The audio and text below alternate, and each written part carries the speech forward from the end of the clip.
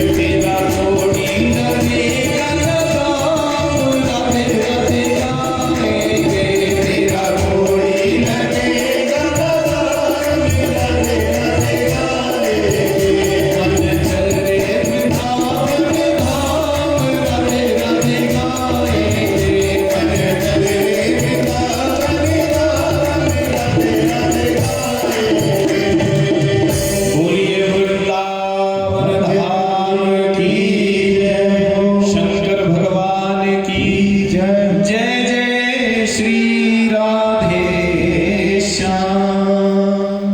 परमानंद की प्राप्ति भगवत कथाओं को श्रवण करते हुए राजा परीक्षित जी को हो रही है। दिव्य कथाएं श्रवण कराते हुए श्री सुखदेव मुनि महाराज कहते हैं, परीक्षित आओ, अब मैं तुम्हें भागवत जी का वो दिव्य परम आनंद प्रदान करने वाला चरित्र महारास, उस रास महारास के प्रसंग को श्रवण कराता हूं। चलो भाव से अपने मन को रास में लेकर के चलते हैं। जिस रस को पाने के लिए वो गोपियां इस ब्रज में आई हैं, आज वो दिव्य महाराज का प्रसंग हम भी बड़े भाव से श्रवण करें। सुखदेव जी कहते हैं, भगवान पीता रात्रि शरदोत फुल्ल मल्लिका वीक्षरन्ति मनः चक्रे योग माया उपाश्रिता। सुखदेव जी कह रहे हैं, परीक्षित भगवान अपीता रात्रि, तो कौन सी रात्रि? बोले पूर्णिमा। पूर्णिमा की रात्रि, और पूर्णिमा में भी कौन सी पूर्णिमा? शरद पूर्णिमा की रात्रि। देखिए पूर्णिमा अपने में ही देखने में बड़ी अपूर्व होती है, लेकिन शरद पूर्णिमा का तो कहें ही क्या। शरद पूर्णिमा का पावन दिन, और शरद पूर्णिमा के दिन चंद्रमा बड़ी अपूर्व किरणें छोड़ता है, बड़ी भक्तिमय किरणें। दिव्य शरद पूर्णिमा का दिन था। मेरे ठाकुर जी यमुना जी के दिव्य तट पर बैठे हैं कि बैठे हुए ठाकुर जी को आज गोपियों की याद आई। गोपियों को याद कर रहे हैं यमुना के तट पर बैठ करके। और देखिए, भक्त भगवान को निरंतर याद करता है, इसे कहते हैं भक्ति। भक्त याद करे ये भक्ति है, लेकिन जब भगवान ही भक्त को याद करने लग जाए तो ये भक्ति नहीं, ये भक्ति की पराकाष्ठा है। फिर वो भक्त भक्त नहीं रहता, वो भगवान का प्रेमी बन जाता है। प्रेम से बोलिए। गोपियां अपने घरों में अपना अपना काम कर रही हैं, लेकिन आज मेरे ठाकुर जी को उनकी याद आई। और जहां गोपियों की याद आई कि मेरे कन्हैया ने यमुना तट पर बैठ करके सुंदर बंशी बजाई है। निशम्य गीतम तदनंगवर्धनम ब्रज स्त्रिय कृष्ण गृहीत मानसः। बड़ी दिव्य बंशी बजाई, और जैसे बंशी बजी कि बंशी की धुन गोपियों के कान में पड़ी। गोपियां घरों में अपना अपना काम कर रही, कोई दूध दुह रही है, कोई भोजन बना रही है, कोई श्रृंगार कर रही है। घरों के काम में गोपियां लगी थी। कन्हैया ने बजाई बंशी, गोपियों के कान में धुन पड़ी। जैसे कानों में बंशी की धुन सुनाई पड़ी, गोपियां चौंक गई। अरे हमारा कन्हैया आज हमें याद कर रहा है। देखो कैसे बंशी में हमारा नाम ले लेकर के हमें पुकार रहा है। चलो कि सारा काम वहीं छोड़ करके गोपियां भागी। जो काम कर रही थी वहीं पटक दिया, और मेरे कन्हैया से मिलने के लिए आज दौड़ी। समस्त गोपियां दौड़, क्यों? क्योंकि गोपियां जो है निरंतर कृष्ण रस का पान करती हैं, और आज कन्हैया ही उन्हें याद कर रहे हैं। क्या विकल स्थिति हो गई, दौड़ी भागी जा रही है। यमुना तट पर पहुंचा गोपियों का झुंड, कन्हैया को घेर लिया। कन्हैया बंसी बजा रहे हैं। जैसे कन्हैया ने देखा गोपियां आ गई हैं, जैसे गोपियां आई स्वागत कर रहे हैं मेरे कन्हैया। स्वागतम वो महाभाग ब्रह्म किं करवाणि वः ब्रजस्यानामयं कच्चित् ब्रूतागमन कारणम्। आओ गोपियों, स्वागत है, स्वागत है। जैसे स्वागत किया गोपियां प्रसन्न हो गए। अरे देखिए, बंसी बजाकर के हमें बुलाया और अब हमारा कितना सुंदर स्वागत कर रहे हैं, प्रसन्न हो गई। लेकिन मेरे कन्हैया ने यहाँ दूसरा प्रश्न वैसे ही पूछ लिया, आई तो हो गोपियों, ब्रूतागमन कारण, पर आने का कारण बताओ, क्यों आई हो? इतनी रात्रि का समय और तुम अपना घर परिवार छोड़कर यहाँ जंगल में आ गई, क्यों आई हो? भग्न संकल्पा, गोपियों के सारे संकल्प मानो यहां से खत्म हो गए। तुरंत सिर झुका लिया, पैर के अंगूठे से जमीन को कुरेदने लगी। अरे पहले बंसी बजा करके हमें बुलाते हैं, हम दौड़ी भागी आई है और अब हमसे पूछ रहे हैं क्यों आई? अरे ये तो इन्हें पता होगा जिन्होंने हमें बुलाया कि क्यों बुलाया है। गोपियां सिर झुकाए खड़ी है कि कन्हैया बोले अच्छा अच्छा, आज पूर्णिमा है, चंद्रमा देखने आई हो, अच्छी बात है गोपियों, चंद्रमा के दर्शन करने चाहिए। दर्शन कर लिए, अब चली जाओ, क्योंकि घनघोर जंगल है। दृष्टम वनम कुसुमितम राकेश कर रंजितम। वन में जो है बड़े बड़े शेर रहते हैं, चीते रहते हैं, भालू रहते हैं, कोई अनहोनी घटना हो जाएगी। दर्शन कर लिए, अब जाओ। गोपियों ने सर झुकाए, सर को हिलाया।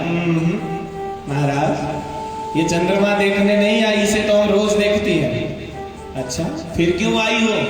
अच्छा अच्छा, पतिदेव से झगड़ा हो गया है, लड़कर आई हो, झगड़ कर घर से आई हो। देखो गोपियों, पति कैसे भी हो, दुशीलो दुर्भरो रोग्यो जड़ो रोग्यो धनो विवा। पति कैसा भी हो, लेकिन एक स्त्री के लिए उसका पति परमेश्वर होता है। अरे तुम वन में आ गई, समाज क्या कहेगा, लोग कितनी अपकीर्ति तुम्हारी होगी। लड़ाई हो गई, कोई बात नहीं, कितनी भी लड़ाई घर में हो जाए, झगड़ा हो जाए, पर एक पतिव्रता स्त्री को कभी घर छोड़ करके नहीं जाना चाहिए। गोपियों ने फिर सिर हिलाया। महाराज, झगड़ा नहीं हुआ है। अच्छा, झगड़ा भी नहीं हुआ, चंद्रमा देखने भी नहीं आई, ब्रज में कोई संकट भी नहीं आया, तो क्यों आई हो? अच्छा अच्छा अच्छा अच्छा, मुझसे मिलने आई हो, मेरे प्रेम में खींची चली आई हो। प्रेम से बोलो।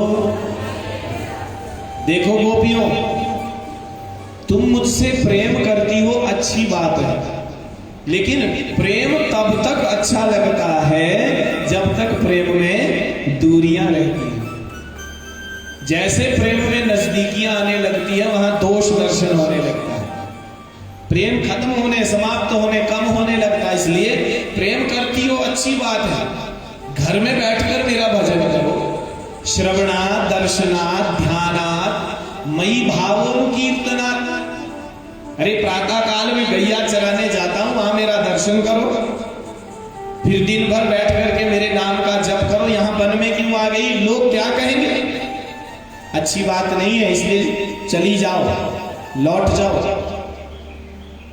कन्हैया ने जो बारंबार एक ही बात कही, लौट जाओ, चली जाओ, गोपियां एक दूसरे की ओर देखती, अरे बहना, हम जब से आई है तब से ये एक ही बात कह रहे हैं, लौट जाओ, चली जाओ। और यदि आज हम कुछ नहीं बोलेंगे तो ये ऐसे ही हमें उपदेश करते रहेंगे। और मेरे कन्हैया आज उपदेश कर रहे हैं, क्यों? क्योंकि वो परीक्षा ले रहे हैं गोपियों की। आज वो दिव्य रास रूपी रस उन गोपियों को मिलने वाला है, और जिसे रस प्रदान करना है उसको देख रहे हैं कि ये पात्र है कि नहीं है, इनके अंदर कितनी पात्रता है। आज परीक्षा हो रही है कि गोपियों ने आज बोलना प्रारंभ किया। गोपियां कह रही हैं, आप इतनी देर से कह रही है क्यों आई हो, तो सुनो हम क्यों आई हैं, हम बताती हैं। तो गोपियां कहती हैं मैवं विभोर हति भवान गदितुम नृशंसम संत्यज्य सर्व विषयान् तव पादमूलम् भक्ता भजस्व दुर्वाग्रहमात्यजास्मान् देवो यथादि पुरुषो भजते मुमुक्षु। क्या कह रही है गोपियां, महाराज हम तो आपको भोग लगाने आई हैं, हम आपकी भक्त है, भक्ता भजस्व, हम आपका भजन करती हैं और आज हम आपको भोग लगाने आई हैं। परंतु महाराज हमें लग रहा है आपको हमारा भोग पसंद नहीं आया, इसलिए आप जब से हम आई एक ही बात कह रहे हैं लौट जाओ चली जाओ, कोई बात नहीं हम चली जाती हैं। परंतु महाराज एक बात सुन लो, आपने बंसी बजाई, बंसी की धुन जैसे हमारे कान में पड़ी हमारा चित्त तुरंत आपके पास खींचा चला आया। बंसी बजाकर आपने हमारे चित्त को चुरा लिया। महाराज पहले हमारे चित्त को वापस करो, क्योंकि यदि हमारे चित्त हमारे मन को आप अपने पास रख लेंगे तो गृहे कर्वाम किम वा, हम घर जाकर के क्या करेंगे। क्योंकि कोई भी काम यदि आप करते हो तो शरीर के साथ मन भी होना चाहिए। कथा में बैठे हैं, शरीर से बैठे रहो और मन कहीं अपने घरों में आपका डोल रहा हो तो कथा समझ में नहीं आएगी। कथा के रहस्य तभी समझ में आते हैं जब इस शरीर के साथ साथ हमारा मन भी यही कथा में बैठा हो।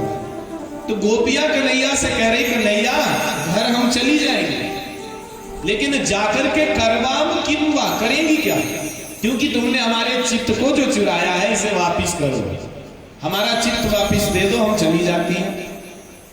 और चित्त यदि वापिस नहीं दे सकते तो जिसके लिए हम आई है वो रस हमें प्रदान। अब गोपियों ने स्पष्ट रूप से मांगा है सिंचांग न्यस्पद धरामृतपूर केण हासावलोक कलगीत जहरिच्छयादिनी।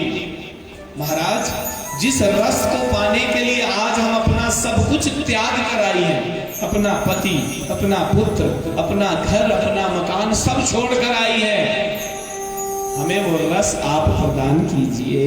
प्रेम से बोलो। जैसे गोपियों ने मांगा है आज रस प्रदान कीजिए, रस की जैसे मांग की है। मेरे कन्हैया प्रसन्न हो गए, रे गोपियों परीक्षा में पास हो गई। मैं तो तुम्हारी परीक्षा ले रहा था कि तुम्हारे अंदर कितनी पात्रता है, क्योंकि बिना मांगे कोई वस्तु देनी नहीं चाहिए। तुमने मांग की है, आज मैं तुम्हें दान दूंगा। मेरे कन्हैया आज वो दिव्य रास रूपी रस उन गोपियों को प्रदान कर रहे हैं। यमुना जी का यही वो परम पावन पुलिन, यही वो निधिवन जहां पर मेरे कन्हैया ने गोपियों के साथ रास रचा। बड़ा दिव्य रास,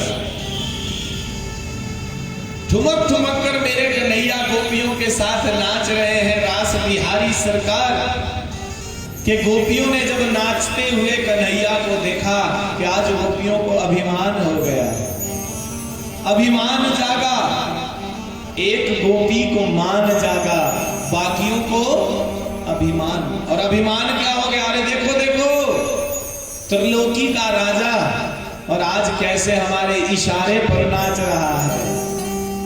शेष महेश दिनेश गणेश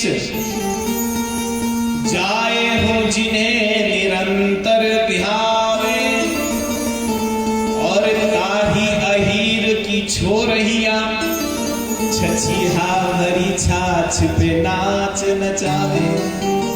देखो हमारे इशारे पर आज कैसे नाच रहा है। प्रेम से बोलिए। कन्हैया ने जब देखा अभिमान गोपियों को हो गया कि आज मेरे कन्हैया ने उस एक मानिनी गोपी का हाथ पकड़ा और उस रास मंडल से अंतर हिते अदृश्य हो गए, चले गए। प्रेम से बोलिए। अंतर ध्यान हो गए।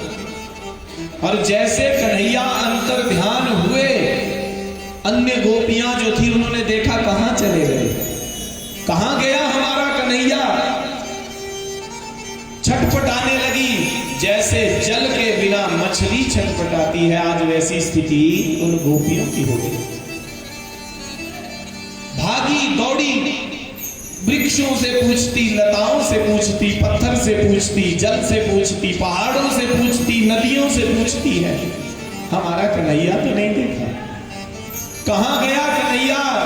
कन्हैया ऐसा मत करो, हमें आधा अधूरा गीत सुना करके तुम चले गए, ऐसा मत करो कन्हैया, वापिस आओ कन्हैया।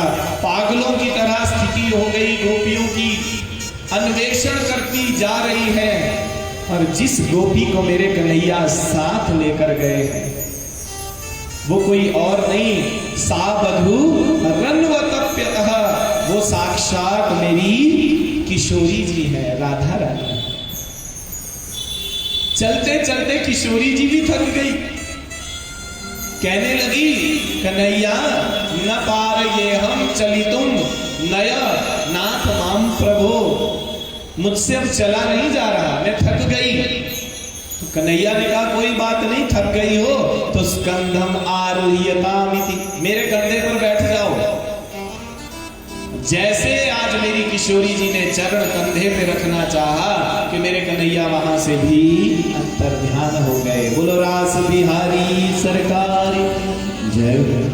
किशोरी जी मूर्छित होकर गिर पड़ी, धरती पर गिरी है, अन्य गोपियां ढूंढती हुई आ रही है। रास्ते में किशोरी जी जब मिली, उठाकर यमुना जी के पुलिन तट पर ले आई, और बैठ करके आज गोपियां मेरे कन्हैया को याद कर रही है। और याद करते हुए गोपियों ने आज एक बड़ा सुंदर गीत गाया, जिसे भागवत जी में कहते हैं गोपी गीत। और ये बड़ा ही भागवत जी का दिव्य मार्मिक गीत है।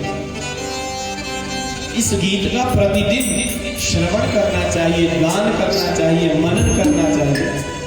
मेरे ठाकुर जी अपनी भक्ति उसे प्रदान करते हैं, और भागवत जी के माध्यम से आइए हम भी एक दो श्लोक गुनगुना लेते हैं। क्या कह रही हैं गोपियां? गोप्यः ऊचो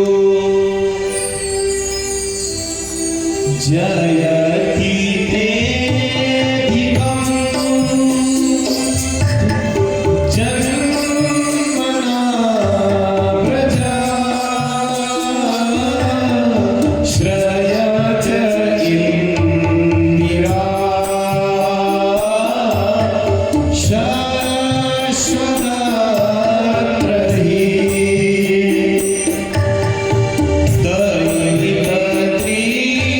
Shut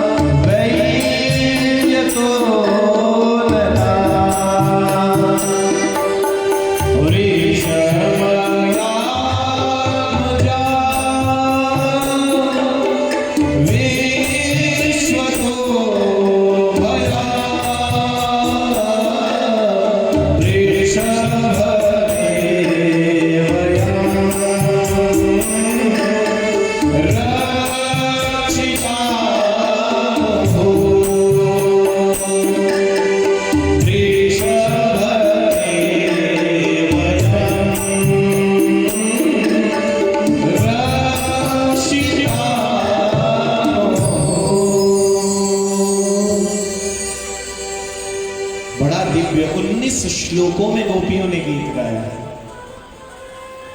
गोपियां क्या कह रही हैं? रोते हुए कह रही हैं, जयति तेधिकम। कन्हैया, जब से इस ब्रजमंडल में तुम्हारा जन्म हुआ है, तब जन्मना इदम ब्रजम वैकुंठात अधिकम जयति। ये ब्रजमंडल जो है वैकुंठ से भी अधिक सुंदर हो गया है। यहां की शोभा वैकुंठ से भी अधिक सुंदर हो गई है। और श्रयत इंदिरा, जो लक्ष्मी वो स्थिर नहीं है, लेकिन इस ब्रजमंडल में जब से आप पधारे हो, तो मानो लक्ष्मी भी यहां स्थिर हो गई है।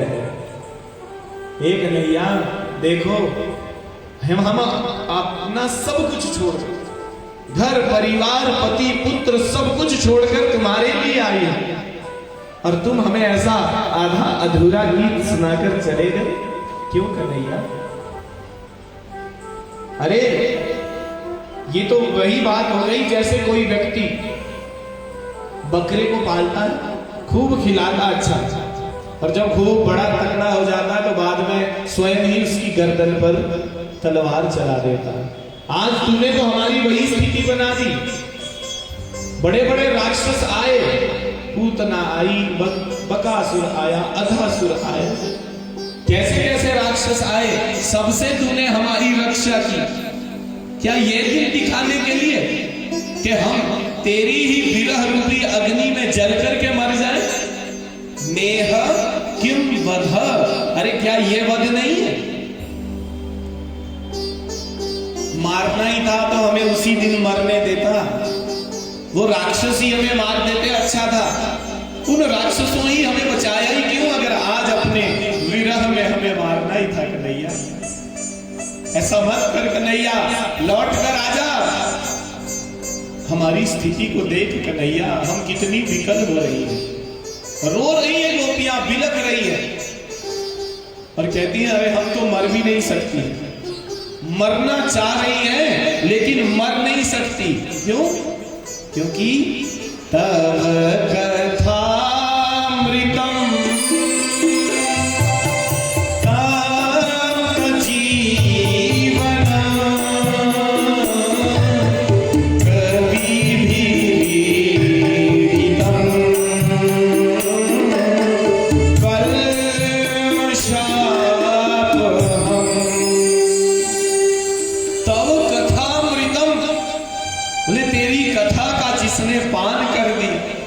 अमृत को जिसने पी लिया रे वो मर भी नहीं सकता।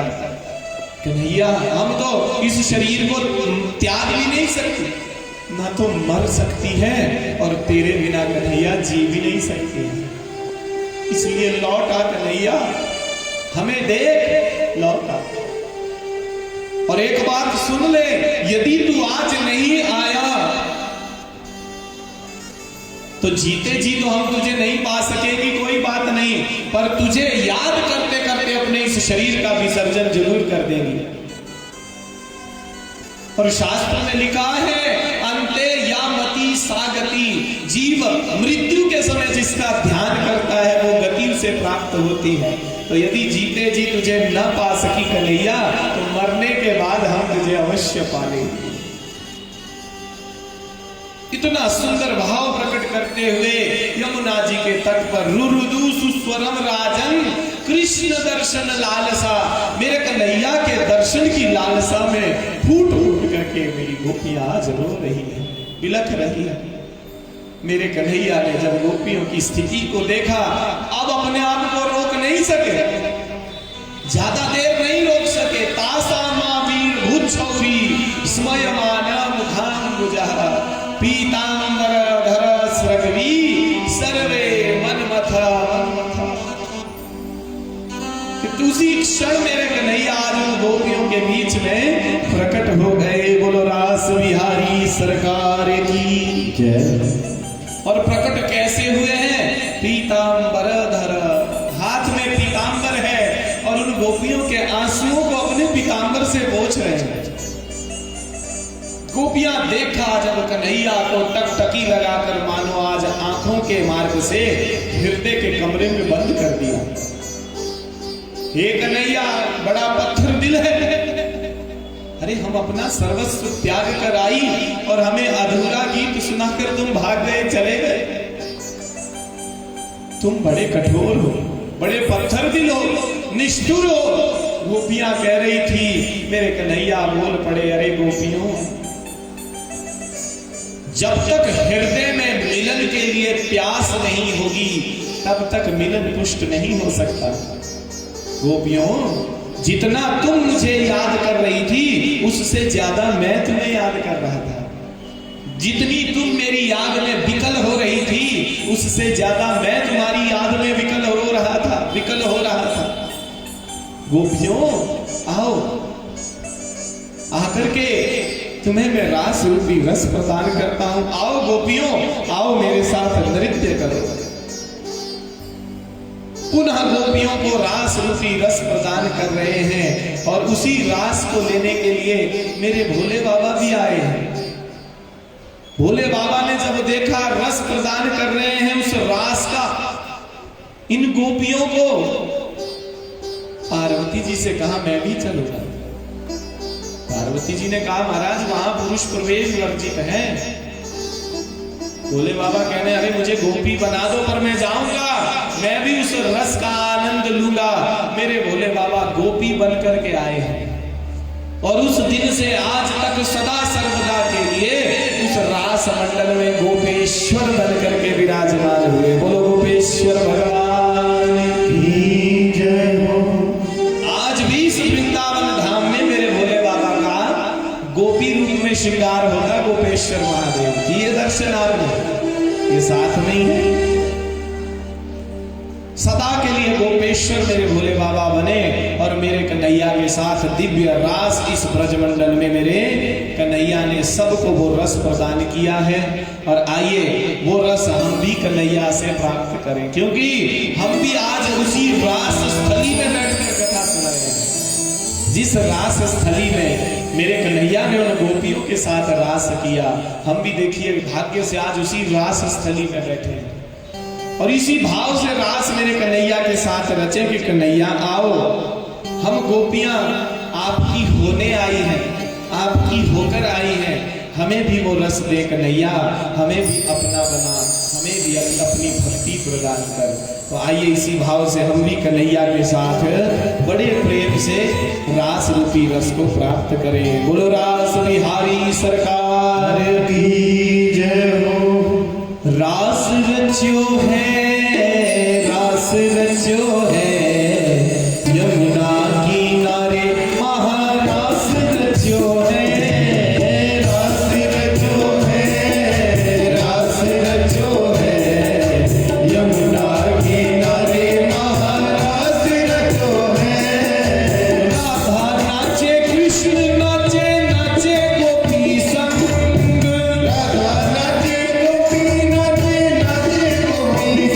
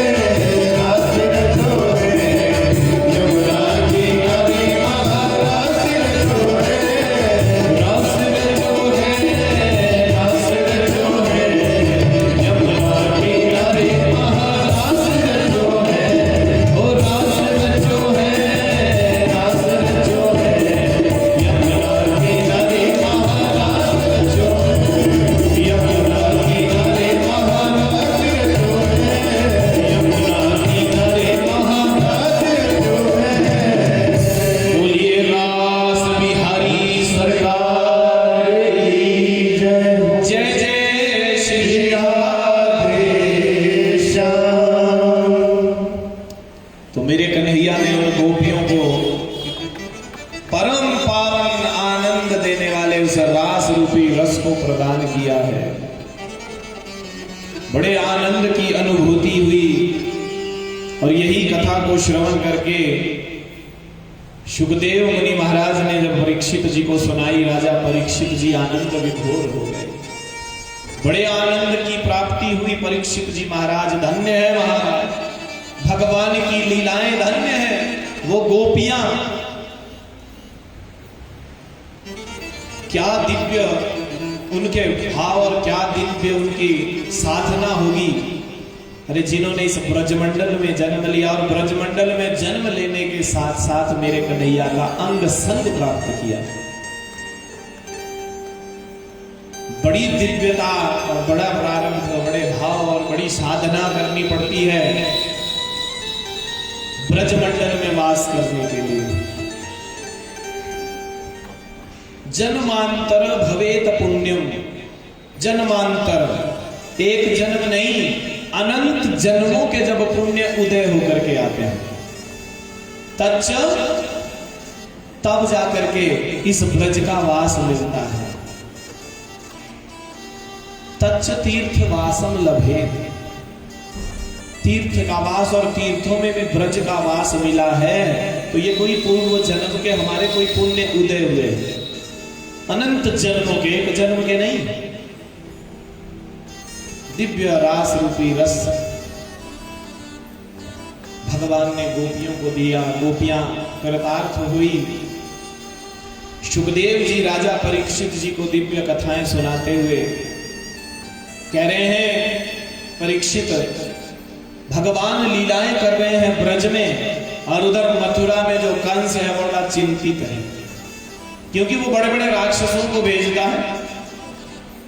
बकासुर भेजा, अघासुर भेजा, केशी नाम का एक राक्षस भेजा, और भगवान सबको मारते चले जा रहे हैं। सोच रहा है आखिरकार ये कृष्ण बलदेव है कौन, जो भी राक्षस भेजता हूं सबको मार दे। सोच रहा था बैठे बैठे कि नारद जी आए। जैसे नारद जी आए, प्रणाम किया। नारद जी ने पूछा क्या बात है, बड़ा दुखी लग रहा है। नारद जी ने जब पूछा तो कंस ने कहा महाराज समझ नहीं पा रहा हूं ये कृष्ण बलदेव आखिर है कौन। नारद जी ने पूरा रहस्य बता दिया कि तू बड़ा भोला है, तुझे नहीं पता। अरे ये देवकी वसुदेव की ही संतानें हैं, रातों रात छोड़ आए थे, तुझे पता भी नहीं लगने दिया। प्रेम से बोलिए। कंस को पता चला, तलवार निकाल कर दोनों माता पिता को मारने के लिए उद्यत हुए। छोड़ूंगा नहीं, इन्होंने धोखा किया। नारद जी ने कहा नहीं, मारना नहीं। यदि माता पिता को तुमने मार दिया तो वो कृष्ण बलदेव तेरे हाथ कभी नहीं आएंगे। यदि वो मथुरा कभी आएंगे तो अपने माता पिता से मिलने ही आएंगे। जेल में डाल दिया दोनों को। और नारद जी के कहने पर मेले का आयोजन किया, और उस मेले में भगवान को मारने की इच्छा से अक्रूर जी को वृंदावन भेजा और कहा कि जाओ उन दोनों को, कृष्ण और बलदेव को मेला देखने के बहाने लेकर आओ। अक्रूर जी वृंदावन पधारे हैं।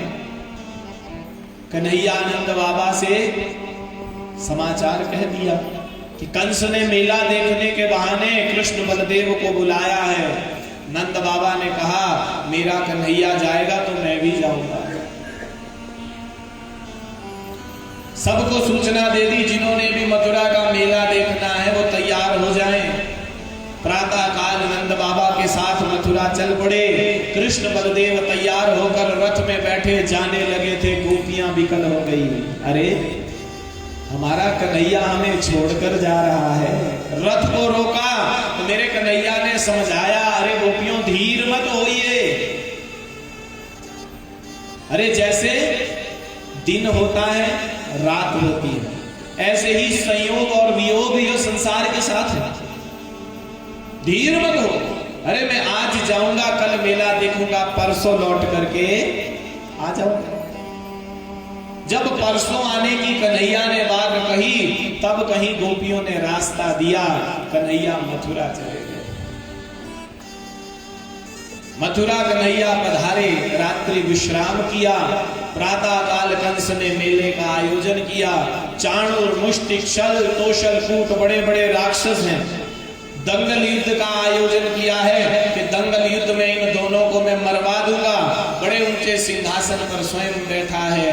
कृष्ण बलदेव जैसे ही रणभूमि में आए, दंगल के लिए ललकारा। कन्हैया चाणूर से लड़ा, बलदाऊ भैया मुष्टिक से लड़े कि खेल खेल में दोनों भाइयों ने उन राक्षसों का वध कर दिया। प्रेम से बोलिए। ऊंचे सिंहासन पर बड़बड़ाता कंस कहने लगा, अरे पकड़ो, मारो इसे। कि कन्हैया गए, आसन से कंस को भूमि पर पटका, दोनों घुटने कंस की छाती पर दे मारे। कंस का प्राणांत हो गया। बोलो भक्त वत्सल भगवान की जय। भगवान ने कंस का उद्धार किया, माता पिता को जेल खाने से मुक्त किया, उग्रसेन जी को मुक्त किया, उग्रसेन जी को राजगद्दी पर बिठाया और नंद बाबा से हाथ जोड़कर मेरे कन्हैया ने कहा, बाबा यदि आपकी आज्ञा हो तो मैं कुछ समय अपने जन्म देने वाले माता पिता की सेवा कर लूं। नंद बाबा आश्चर्यचकित हो गए, क्या कह रहा है मेरा कन्हैया। लेकिन नंद बाबा जब वसुदेव जी के पास जाकर पूरा रहस्य जाना, दुखी बना हुए। आशीर्वाद कन्हैया को देकर वापस वृंदावन आ गए और मेरे कन्हैया अब मथुरा में रहकर बड़ी दिव्य लीलाएं करने लगे। प्रेम से बोलिए। मथुरा की अपनी लीलाएं। सबसे पहले वसुदेव जी ने कुलगुरु को बुलाकर यज्ञोपवीत संस्कार करवाया और पढ़ने के लिए भेज दिया। कहां? उज्जैन, सांदीपनी मुनि के आश्रम। 64 दिनों में भगवान ने समस्त विद्याओं को प्राप्त किया और उसी विद्यालय में भगवान के एक बड़े ही दिव्य सखा भी बने थे, श्री सुदामा जी महाराज, जिनका चरित्र हम कल श्रवण करेंगे। 64 दिनों में विद्या ग्रहण करके वापस मथुरा आए। मथुरा में अब दिव्य लीलाएं मेरे कन्हैया कर रहे हैं, आनंद से रहते हैं। लेकिन मथुरा में रहते हुए कन्हैया को ब्रजवासियों की बड़ी याद आती है। इस ब्रज को, गोपियों को, गौ माता को, नंद बाबा और मां यशोदा को मेरे कन्हैया भूल नहीं पाए हैं। प्रतिदिन याद सताती है, मन में सोचते हैं मैं अपने मन की बात कहूं किससे। मथुरा में भगवान के सखा कौन थे? श्री उद्धव जी महाराज। और उद्धव जी पढ़े लिखे विद्वान बृहस्पति के शिष्य थे, लेकिन वो प्रेम नहीं जानते थे। और मेरे कन्हैया, ये प्रेम की भाषा है। ब्रज में प्रेम उमड़ता है, यहाँ प्रेम बसता है और प्रेमी की भाषा एक प्रेमी ही समझ सकता है। उद्धव जी महाराज ज्ञानी हैं। मेरे कन्हैया ने सोचा पहले मुझे अपने उद्धव को प्रेमी बनाना होगा और उद्धव प्रेमी तब तक नहीं बन सकता जब तक ये ब्रज में नहीं जाएगा। प्रेम से बोलिए। कन्हैया कक्ष में बैठकर एक दिन रो रहे हैं। रोते रोते कन्हैया उद्धव जी पधारे, देखा, रे कन्हैया क्या हुआ भैया, क्यों रो रहे हैं? कन्हैया ने पूरी बात बता दी। उद्धव मोहे ब्रज बिसरत नाही। उद्धव मुझे ब्रज की बहुत याद आती है भैया। मुझे यमुना ललाम, उन गोपियों की, गौओं की, बाबा नंद यशोदा की बड़ी याद आती है। वो निरंतर मुझे याद करते होंगे, मेरे विरह में रो रहे होंगे, मैं जानता हूं। उद्धव मैं चाहता हूं तुम ब्रज में जाओ और ब्रज में जाकर अपने ज्ञान से उन ब्रजवासियों के शोक को दूर करो। जाओ। उद्धव मन में सोच रहे, अरे मुझे कन्हैया उस ब्रज में भेज रहे हैं, वो भी ज्ञान देने। उन ब्रजवासियों को मैं क्या ज्ञान दूंगा? वो तो अनपढ़ हैं, पढ़े लिखे तो है नहीं, मेरी भाषा को समझ नहीं पाएंगे। लेकिन मेरा कन्हैया कह रहा है तो जाना तो होगा। उद्धव जी ने कहा, कन्हैया मैं जाऊंगा जरूर, लेकिन 3 दिन में लौट आऊंगा। कन्हैया ने कहा, ठीक है उद्धव तुम जाओ, अपना पीतांबर वस्त्र दे दिया, मोर मुकुट दे दिया, वैजयंती माला कर्ण कुंडल दे दिए, रथ में बिठाकर उद्धव जी को भेजा वृंदावन। उद्धव जी वृंदावन आए, रात्रि में वृंदावन पहुंचे, नंद महल में प्रवेश किया। और जैसे नंद बाबा के महल में प्रवेश किया, नंद बाबा ने दूर से देखा पीतांबर मोर मुकुट, अरे मेरा कन्हैया आया। दौड़ करके गए, दोनों हाथ पसारे, आज उद्धव जी को अंक में लगा दिया, आंसुओं से भीग गए उद्धव जी महाराज। मेरा कन्हैया आया है, मेरा कन्हैया आया है। जब ध्यान से देखा, अरे नहीं, ये तो कोई और मेरे कन्हैया जैसा है। और जब पूरा ज्ञान प्राप्त हुआ कि ये मेरे कृष्ण का सखा है, नंद बाबा आज उद्धव जी में अपने कन्हैया दिख रहे हैं। और होता भी है, किसी का बेटा यदि माँ का, पिता का घर से दूर रहता है, यदि उस बेटे का कभी मित्र, उसका सखा भी घर आ जाए, तो उस बेटे में ना, उस सखा में अपना बेटा ही दिखाई दे। नंद बाबा ने आज उद्धव जी को पकड़कर घर के अंदर ले गए, बिठाया, भोजन करवाया। भोजन करवाने के बाद नंद बाबा और यशोदा आए, उद्धव जी के पास बैठे हैं और उद्धव जी से प्रश्न करने लगे, मेरे नंद बाबा, उद्धव, मथुरा में सब ठीक तो है ना? सबके बारे में पूछा, मथुरा वासियों के बारे में, उग्रसेन जी कैसे हैं, सबके बारे में प्रश्न किया। और पूछते पूछते अब अपने कन्हैया के बारे में पूछ रहे हैं, कन्हैया की चर्चा करने लगे। और उद्धव, वो मेरा कन्हैया कैसा है? अरे अब तो उस मथुरा में तो आनंद से राजाओं की तरह रहता है ना, तो वहां पर उसे गैया थोड़ी चरानी पड़ती होगी, वन वन में थोड़ी जाना पड़ता होगा। वहां तो राजाओं की तरह रहता है, यहां तो वन में विचरण करना था। लेकिन उद्धव, क्या उस मथुरा में उसे कभी इस ब्रज की याद आती है? क्या वो कभी इन गोपियों को याद करता है? क्या वो कभी गौओं को याद करता है? क्या कभी उसे अपनी मां यशोदा की याद आती है? क्या कभी अपने बाबा नंद को याद करता है?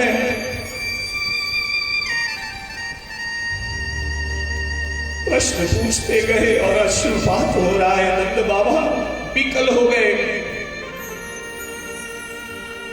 कंठ अवरुद्ध हो गया। पर मेरी मां यशोदा कुछ नहीं कह पा रही। इतना प्रेम उमड़ रहा है मां का, आंसू की धार, और आज स्तनों से दुग्ध की धार बह रही है। दुग्ध धारा अपने आप बहती जा रही है कृष्ण को याद करते हुए। मां और बाबा बड़े विकल हैं, रो रहे हैं अपने कन्हैया को याद करते हुए। उद्धव जी ने जब देखा,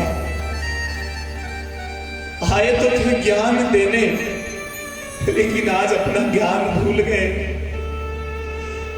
विकल हो गए। अरे इन्हें क्या ज्ञान दूं? क्योंकि मेरा ज्ञान कहता है कि अपने मन को भगवान के चरणों में लगाओ। लेकिन धन्य है मां यशोदा, धन्य है मेरे नंद बाबा, जिन्होंने अपना सब कुछ ही कन्हैया को मान रखा। इन्हें मैं क्या ज्ञान दूं? इन्हें मैं क्या ज्ञान दूं? धन्य धन्य कहने लगे। हे बाबा नंद, हे मां यशोदा, आप धन्य हैं कि उस परमात्मा, उस कन्हैया को ही तुमने अपना सर्वस्व मान रखा है, सब कुछ मान रखा है।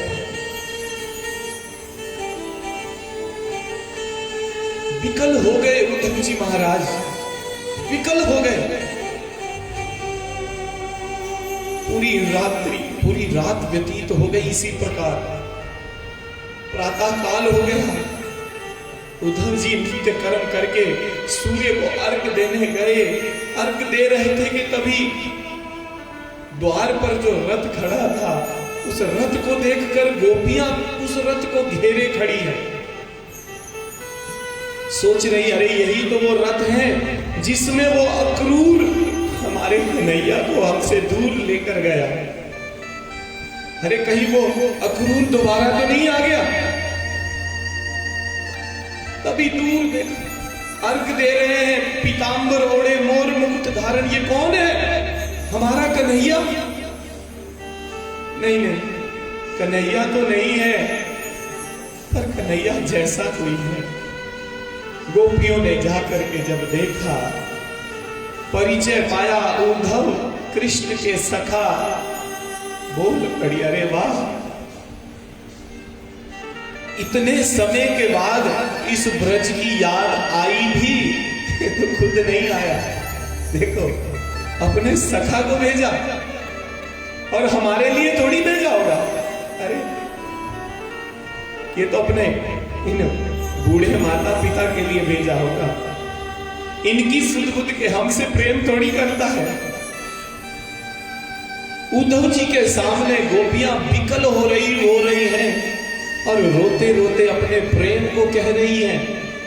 जो जो लीलाएं मेरे कन्हैया ने उन गोपियों के साथ की, एक एक लीला को याद करते हुए गोपियां विकल होती हुई रो रही है। भ्रमर गीत आज गोपियों ने गाया मेरे कन्हैया को याद करते हुए, रोते हुए। बड़ा सुंदर। तुम्हारी याद आती है, बताओ क्या करें मोहन। तुम्हारी याद आती है, बताओ क्या करें मोहन। हमारी जान जाती है, बताओ क्या करें मोहन। तुम्हारी जान जाती है, बताओ क्या करें मोहन। सुबह और शाम आती है, रात भर वो रुलाती है। सुबह और शाम कन्हैया आती है, रात भर वो रुलाती है। चैन हमको नहीं आता, चैन हमें को नहीं आता, बताओ क्या करें मोहन। तुम्हारी याद आती है, बताओ क्या करें मोहन। गोपियों के बड़े दिव्य भाव हैं। विकल होकर के रोती हुई कन्हैया को याद कर रही है। क्या कहती है? कभी हम को हंसाती है, कभी हमको रुलाती है।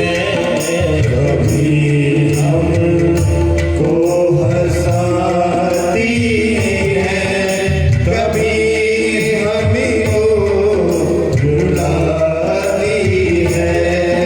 चैन हमको नहीं आता, चैन हमको नहीं आता, क्या करें मोहन। तुम्हारी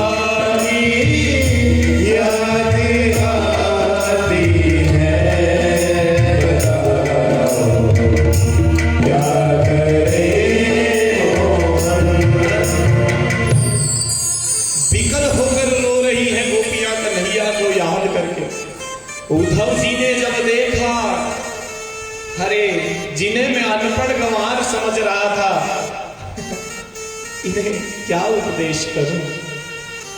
जिन्होंने अपना सर्वस्व ही मेरे कान्हा को मान रखा है, क्या उपदेश करूं। सारा ज्ञान बह गया उद्धव जी का। धन्य है गोपियों, धन्य तुम्हारा जीवन है। आज तुमने मेरे जीवन को भी धन्य कर दिया। 3 दिन कहकर गए थे और 6 महीने हो गए, शुद्ध बुद्ध भूल गए उद्धव महाराज। 6 महीने के बाद आज उन गोपियों से, ब्रजवासियों से विदा मांग रहे हैं। ढेर सारी वस्तुएं मेरे कन्हैया के लिए ब्रजवासियों ने दी है। लेकर के उद्धव जी वापस मथुरा पहुंचे। कन्हैया से जैसे मिले, सीधे कन्हैया पर टूट पड़े। हे कन्हैया, तू बड़ा निष्ठुर है रे, तू बहुत पत्थर दिल है। अरे एक बार जाकर देख उन गोपियों को, देख ब्रजवासियों के हाल, वो तुझसे कितना प्रेम करते हैं और तू यहां पत्थर दिल बनकर बैठा है। जैसे उद्धव जी ने कहा, मेरे कन्हैया ने दोनों भुजाएं पसार कर आज उद्धव को गले लगा लिया। कन्हैया कहने लगे, आज मेरा उद्धव को ब्रज भेजना सार्थक हो गया। आज मेरा ज्ञानी उद्धव प्रेमी बनकर के मुझे प्राप्त हुआ है। अब मैं अपने हृदय की बात इससे कह सकता हूं। अब मेरे प्रेम की भाषा को ये समझेगा, अब मेरे प्रेम की भाषा को ये जानेगा। प्रसन्न हो गए। मथुरा में बड़ी दिव्य लीलाएं मेरे कान्हा ने की है। दिव्य लीलाएं कर रहे हैं और मथुरा में कंस का उद्धार प्रभु ने किया था। तो कंस की जो पत्नियां थी अस्ति और प्राप्ति, ये चली गई अपने पिता के घर। इनके पिता का नाम जरासंध, और जरासंध से जाकर अपने वैधव्य का कारण कन्हैया को बताया। जरासंध क्रोध में भरा 23 अक्षौहिणी सेना को लेकर के उसने मथुरा पर आक्रमण कर दिया। प्रभु ने हरा दिया, जरासंध को छोड़ दिया, लेकिन माना नहीं। एक बार नहीं, 17 बार आक्रमण किया। 17 बार भगवान ने परास्त किया। 18वीं बार जब आक्रमण किया, कन्हैया ने सोचा ये तो मानने वाला नहीं है। तो लीला की, बलदाऊ भैया से कहा, दाऊ भैया ये नहीं मानेगा, तो ऐसा करते हैं अपन ही यहां से चल देते हैं, हम ही यहां से भाग करके चले जाते हैं, क्योंकि ये तो मानने वाला है नहीं। दाऊ भैया कहने लगे, अरे कैसी बात कर रहे हो, 17 बार हमने इसे हरा दिया, आप भी हरा देंगे? लोग क्या रण छोड़ कहेंगे लोग हमें? कन्हैया कहने लगे, कोई बात नहीं दाऊ भैया, इतने नाम इस संसारियों ने हमें दिए। कोई चीर चोर कहता, तो कोई माखन चोर कहता, तो कोई रण छोड़ भी कह देगा, कोई बात नहीं, एक नाम और मिल जाएगा। प्रेम से बोलो राधे राधे। तेरी लीला कन्हैया तू ही जान। कन्हैया कहने लगे कि मैंने समुद्र के बीच में द्वारिका जी का निर्माण कर दिया है। मथुरा वासियों को द्वारिका भेज देते हैं और हम इसे चकमा देकर के द्वारिका चले जाएंगे। रातों रात समस्त मथुरा वासियों को भेजा द्वारिका। जरासंध ने किया आक्रमण के दोनों भागे कृष्ण बलदेव। जरासंध ने देखा ये क्यों भाग रहे हैं, दौड़ा। कन्हैया बलदाऊ भैया प्रवर्षण पर्वत पर चढ़ गए, चारों तरफ से पर्वत को घेरा, आग लगा दी। लेकिन मेरे कन्हैया दाऊ भैया समुद्र के रास्ते से पहुंच गए द्वारिका। जरासंध ने सोचा वो जलकर भस्म हो गए, प्रसन्न होकर वापिस आया और मेरे कन्हैया आज 25 वर्ष की आयु में द्वारिका में जाकर के द्वारिकाधीश बन करके विराजमान हो गए हैं। बोलो द्वारिकाधीश की जय। द्वारिकाधीश बने। सुखदेव जी कह रहे हैं परीक्षित, और उसी द्वारिका में भगवान का प्रथम विवाह भी हुआ श्री रुक्मिणी जी के साथ। प्रेम से बोलिए। जैसे इतना कहा कि परीक्षित जी बोल पड़े, रुको महाराज, ये पहले विवाह, ये रुक्मिणी जी के विवाह के बारे में मैंने बड़ी अद्भुत बात सुन रखी है कि राक्षसेन विधानेन उपयेम महामुने, कि ये विवाह भगवान का राक्षस विधि से हुआ था। कृपा करके आप विवाह की कथा को थोड़ा विस्तार से बताइए, प्रेम से बोलिए। तो सुखदेव जी ने परीक्षित जी को विवाह की कथा बड़े भाव से सुनाई है। आइए हम भी मन को द्वारिका लेकर के चलते हैं और भगवान के विवाह में बड़े भाव से मन को लगाते हैं, प्रेम से बोलिए। कुंदनपुर के राजा थे भीष्मक, भीष्मक महाराज। विदर्भ देश है, कुंदनपुर है। भीष्मक जी के 5 बेटा और 1 बेटी है। बेटी का नाम रुक्मिणी। द्वारिकाधीश की स्तुति बड़ी सुनी थी तो अपने बेटों से कहा कि बेटा क्यों ना अपनी इस बेटी का विवाह द्वारिकाधीश से करवा दिया जाए। तो बाकी कुछ न बोले, पर सबसे बड़ा बेटा रुक्मी बोल पड़ा, नहीं नहीं पिताजी, उस रण छोड़ से कभी अपनी बहन का विवाह में नहीं होने दूंगा। रुक्मी ने जब ऐसा कहा, भीष्मक जी कहने लगे कोई बात नहीं बेटा, गाली मत दे, तुझे विवाह नहीं करवाना तो जहां तू कहेगा वहां तेरी बहन का विवाह कर देंगे। समय बीता और एक दिन रुक्मी दौड़ता हुआ आया और भीष्मक जी से कहने लगा, पिताजी तैयारी करो। क्यों? बोले कल ही बारात आ रही है। कहां से? चेदी नरेश नवघोष शिशुपाल बारात लेकर आ रहा है,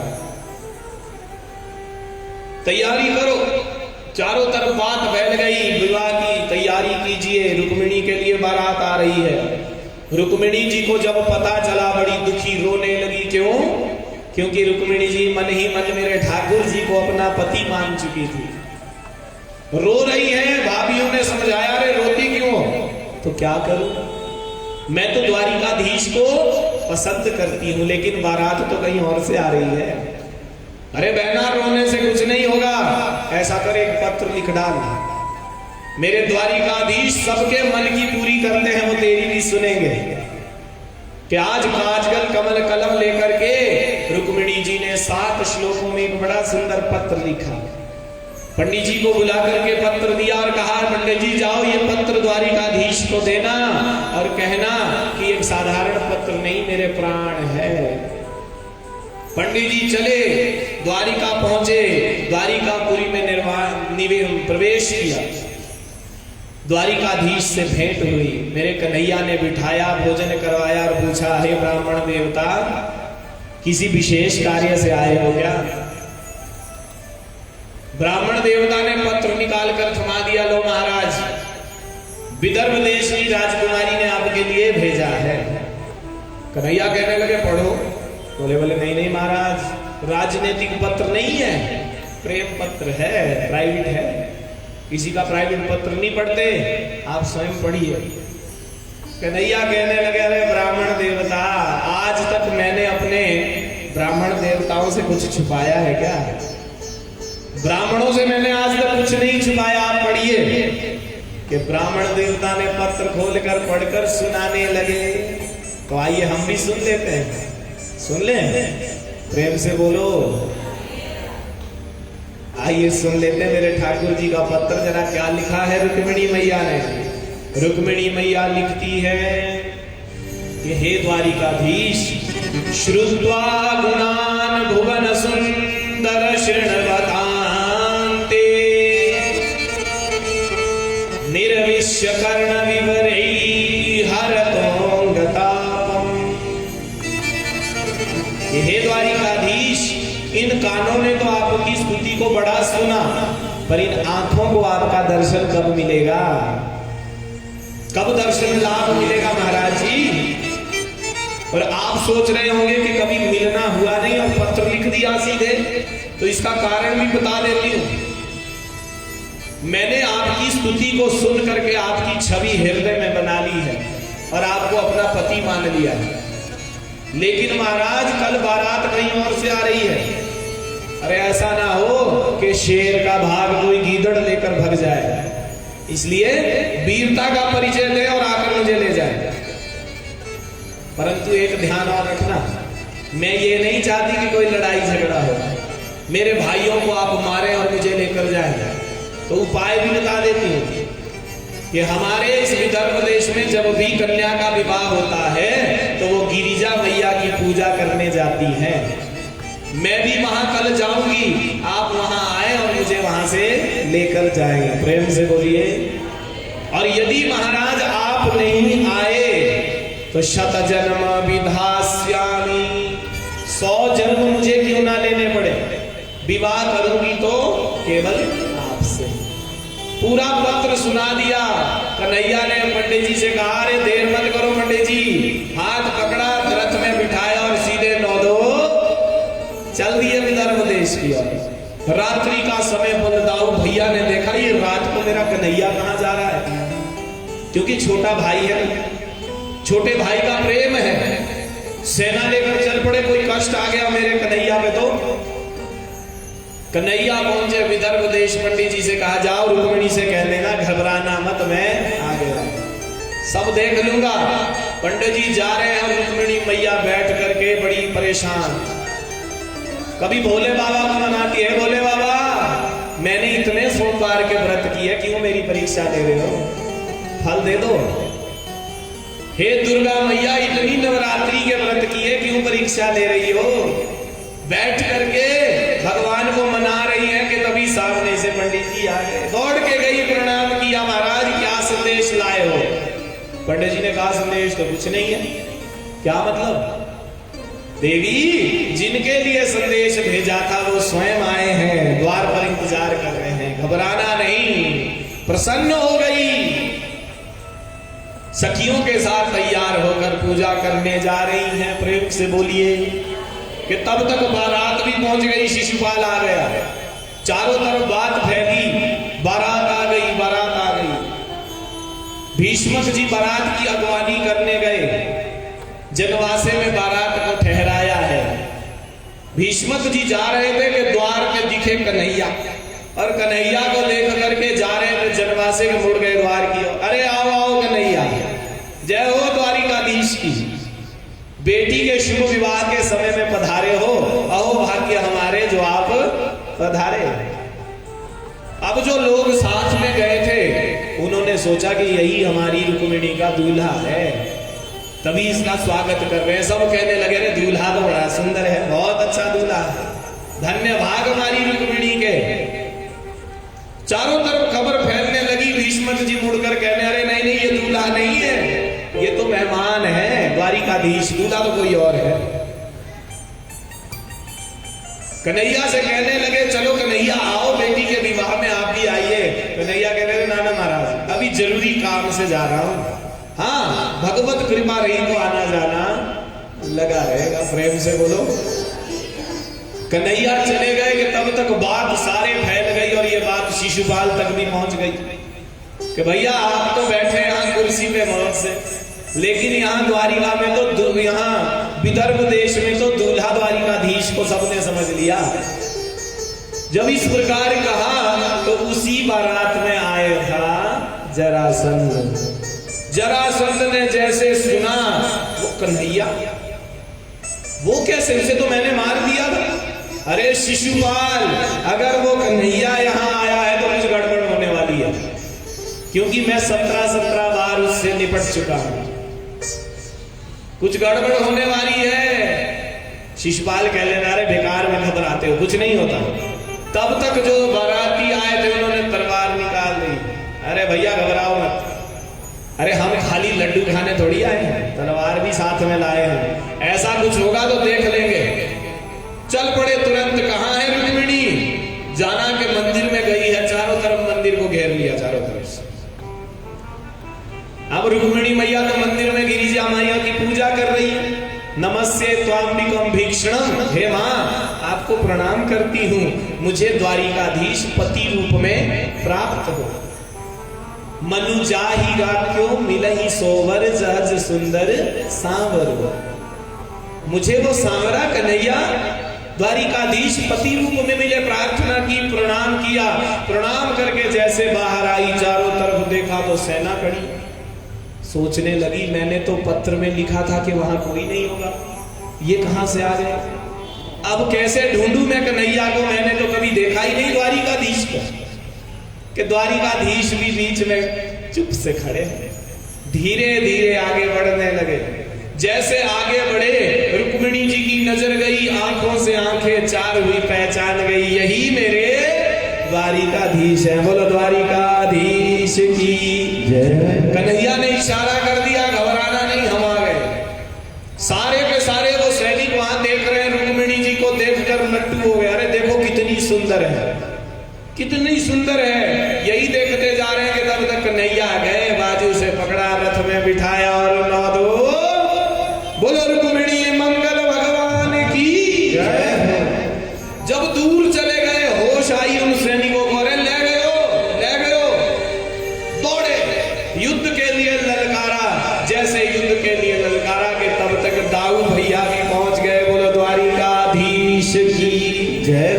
कन्हैया ने दाऊ भैया को देखकर प्रणाम किया। दाऊ भैया मुस्कुराकर कहने लगे, कोई बात नहीं, घबरा मत, तेरा भाई आ गया, तू तो बहू को लेकर चल, मैं इनसे निपट करके आता हूं। एक एक को मुसल के प्रभाव से मार डाला। पर अब मेरे कन्हैया द्वारिका में रुक्मिणी जी को लेकर के पधारे हैं। द्वारिका को दुल्हन की तरह सजाया गया है और बड़ा सुंदर भगवान के विवाह का उत्सव द्वारिका में प्रारंभ हुआ। तो आइए हम भी ठाकुर जी के विवाह का उत्सव जरा रस्मों से प्रारंभ करें, तो मेहंदी की रस्म हो जाए। प्रेम से बोलिए, बोलो द्वारिका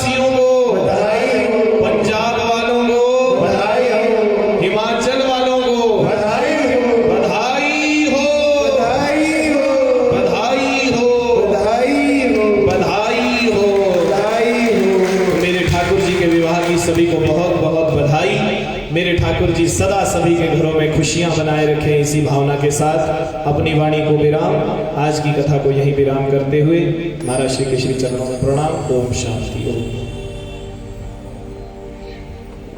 बोले द्वारिकाधीश की जय, रुक्मिणी बल्लभ भगवान की जय, रुक्मिणी नाथ भगवान की जय, श्री अयोध्यानाथ की जय, श्री गोपेश्वर महादेव की जय, पवन सुत हनुमान की जय, श्री सतगुरु बाबा लालदयाल जी महाराज जय हो।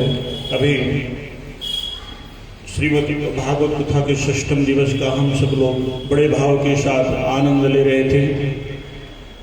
भगवान का विवाह भागवत के माध्यम से अभी संपन्न हुआ। पूज्य व्यास जी को सर्वप्रथम ढेर सारी बधाइयाँ, ढेर सारी शुभकामनाएं, मंगल कामनाएं, और आप सभी लोगों को ढेर सारी बधाई, ढेर सारी शुभकामनाएं भगवान के विवाह की। हमारे आपके कितने सौभाग्य हैं कि हम सभी लोग ऐसे उत्सव में, अब कोरोना काल है, नहीं तो प्रत्येक महीने में 1-2 बार हो जाते थे, और ये अवसर ऐसे नहीं मिलते जब जन्म जन्मांतर के, कल्प कल्पांतर के पुण्य संग्रहित होते हैं। ऐसा नहीं कि हमने ट्रेन में टिकट बुक कराया और आकर के पुण्य लाभ ले रहे हैं, ऐसा नहीं है। जब जन्म जन्मांतर कल्प कल्पांतर के पुण्य संग्रहित होते हैं तब ऐसे क्षण का अवसर प्राप्त होता है। हम ये सोचें कि अभी आ गए, और ऐसा नहीं है। इस धराधाम पर आना बड़ा कठिन है। ब्रजवासी तो कहते हैं कि रुक्मिणी नाथ नहीं है, ये राधा के बल्लभ है। ब्रजवासी नहीं मानते।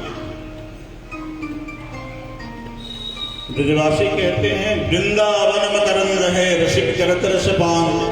वृंदावन मकरंद है रसिक करत रस पान। दुल्हन प्यारी राधिका दूल्हा श्याम सुजान।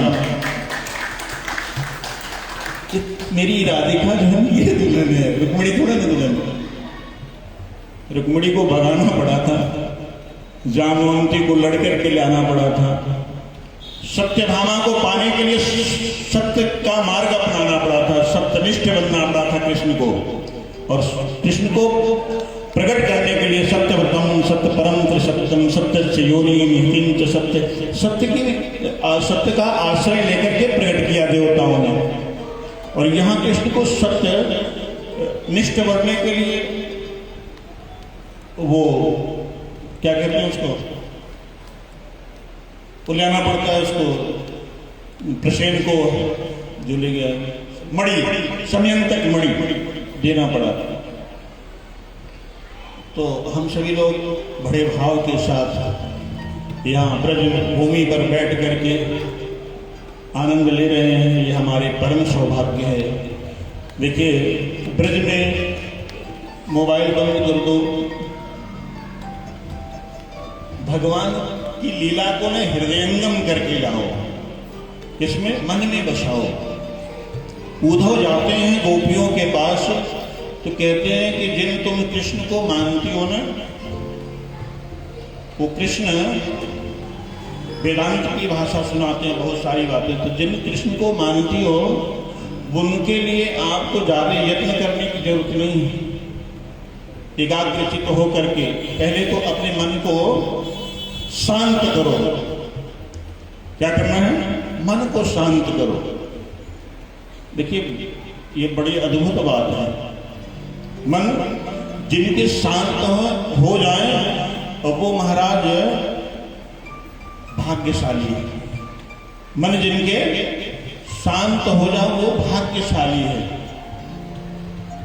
और मन बस में हो जाए वो सौभाग्यशाली है। मन शांत हो जाए, बड़ा कठिन काम है। मन शांत हो जाए वो भाग्यशाली है, और मन बस में हो जाए वो सौभाग्यशाली। उद्धव यही कह रहे हैं कि मन को शांत करो, मन को बस में करो। तो गोपियां कहती हैं उद्धव मन न भयो दस बीस। और मैं जो कहती हूँ तो उसे सुन लो। जो कृष्ण मन में याद आए, जिनके मन में कृष्ण याद आए, अब वो है सौभाग्यशाली। तुम तो कह रहे थे कि भाग्यशाली और सौभाग्यशाली। पर मैं कहती हूं कि जिनके मन में कृष्ण आए वो अहोभाग्यशाली है, लेकिन कृष्ण हमेशा मन में रहे वो परम सौभाग्यशाली है। कृष्ण सदैव मन में, गोपियां दो बात कहती हैं, वो दो बात कहते हैं। वो दो कहते हैं कि मन शांत रखो और मन को बस में रखो, तुम्हारा मन कैसा रहेगा, भाग्यशाली और सौभाग्यशाली। पर गोपियां दो बात कहती हैं कि जो लोग मन से सतत कृष्ण को याद करते हैं उनका मन कैसा है, अहोभाग्यशाली। पर मन में सदा कृष्ण बसा रहे उनका मन कैसा है, परम सौभाग्यशाली। तो हम बुधो परम सौभाग्यशाली लोग, और तुम कह रहे हो कि कृष्ण को निकालो। तो हम लोग क्या हैं, हम इसमें से कुछ भी नहीं, न हमारा मन शांत है शांत। जितने लोग आए हैं, काम बन काहो दिन कोट बन काहो, काम बन काहो दिन कोट बन काहो दिन, छिद्र बन काहो दिन, गोकुल वृंदावन जाएंगे काहो दिन, या चक्कर में कृष्ण मिल जाएंगे। पर यही की गोपियां कहती हैं काम बन कोट बन भद्र बन छिद्र बन गोकुल बरसानी नंदगांव, गोवर्धन नहीं जाएंगे। जा दिन हमारा चित्त शुद्ध होगा, कृष्ण नहीं मिल जाएंगे। तो मन शांत करो, मन को वश में करो। क्या करना, मन शांत करो, मन वश में करो। और ये नहीं होता है तो भगवान को पाना बड़ा कठिन, कृष्ण को पाना बड़ा कठिन काम। कृष्ण कहीं है नहीं, कृष्ण सर्वत्र है, सर्वत्र है। वो एक माता जी गई गोकुल, उनका चप्पल खो गया और चप्पल के चक्कर पंडा से लड़ गई। वो तो फट कहेंगे कृष्ण से बच मिला तो हमारा काम है तो चोर की नकली मिलेंगे, इधर उधर कुछ करेंगे तभी तो खाएंगे। तो कहने का अभिप्राय है कि हम जहां जाए दोष देखेंगे तो भगवान नहीं मिलेंगे। क्या दोष देख करके भगवान को नहीं पाया जा सकता है। भगवान को तो संतोष करके पाया जा सकता है। कैसे पाया जा सकता है, संतोष करके, दोष देख करके नहीं पाया जा सकता। कल इस कथा का विश्राम है। देखो हम जहां आए हैं यहाँ पर सूरदास ने रोया है। अब कब रोया है, क्यों रोया है, जब गोपियों की विरह। मोबाइल बंद कर दो, आपका मोबाइल चल रहा है।